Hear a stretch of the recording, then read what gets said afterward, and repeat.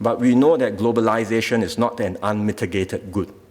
Being a hub economy brings many benefits to Singapore and Singaporeans, but it also comes with its share of cost. The rapid pace of change and the creative destruction that takes place in any vibrant economy means that there will be people displaced from their jobs. But the issue is not about foreigners working here. Even if we got rid of tens of thousands of foreigners, locals will continue to be displaced because of technology, because of innovation, because of the changing nature of work over time. With the rise of remote work, people can work from anywhere in the world, and they need not be all in the same place. In the face of these painful dislocations, it's easy for politicians to blame someone for them. People don't lose jobs because of technology or innovations, they say, but it's because of the foreigners in our midst. They are the reason you have been displaced. And if they can mobilize existing racial prejudices against particular foreign nationalities here, better still. And that's why we see nationalist and protectionist sentiments gaining ground everywhere around the world. That's why populist and anti-immigrant parties, even neo-Nazis and fascists, do well in many European countries.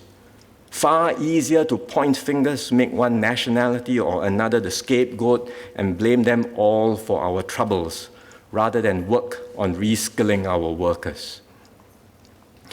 I emphasize again, there are downsides to an open economy, and these must be attended to.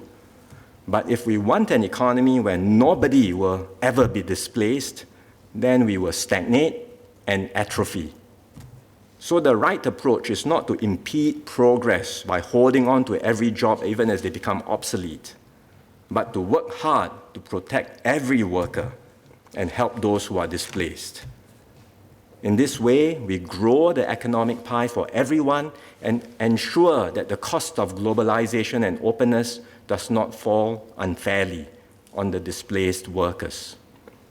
And this is the approach that we in the PAP and NTUC have taken. On an overall basis, the pluses of what we have been able to achieve far outweigh the negatives. For example, over the past decade, we've had around 60,000 resident PMET retrenchments, but we've seen a much bigger increase of around 300,000 in PMET employment for residents. At the same time, we have taken and will continue to take proactive steps to deal with the downsides. First, we are continually updating our manpower policies and rules to ensure that the flow of work pass holders are managed and that they are of the right caliber.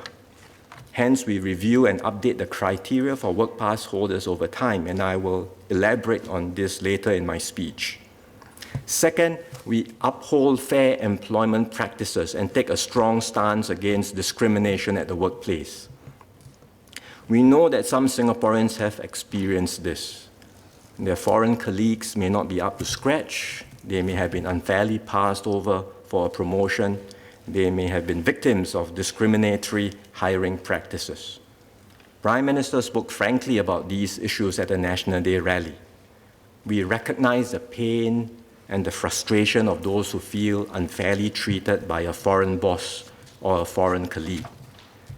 When our agencies pick up problematic indicators in the firm, we place the firm on the watch list for closer scrutiny, and our agencies step in to intervene quietly but effectively. And as PM announced at NDR, we will now enshrine the tripartite guidelines on fair employment practices into law. This is a major philosophical shift. We had deliberated over this for some time and had hesitated to do this in the past. We were concerned that doing so would lead to a more litigious and confrontational process. It could easily sour workplace relations, harming both employers and employees.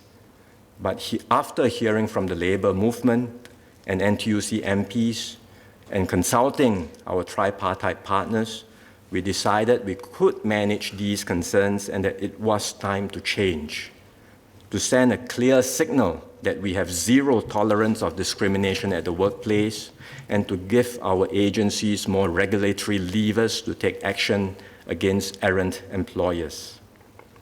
To be fair, the majority of companies do behave responsibly, but we know that unfair practices occur from time to time, and we will spare no effort in investigating every case thoroughly. Where companies are found wanting, there will be consequences. Third, we do everything we can to help those who are displaced. To every person who loses his job, the unemployment rate is 100%. Losing one's job is disorienting and disabling. There are no two ways about it. We understand your concerns, and we will do our utmost to help you.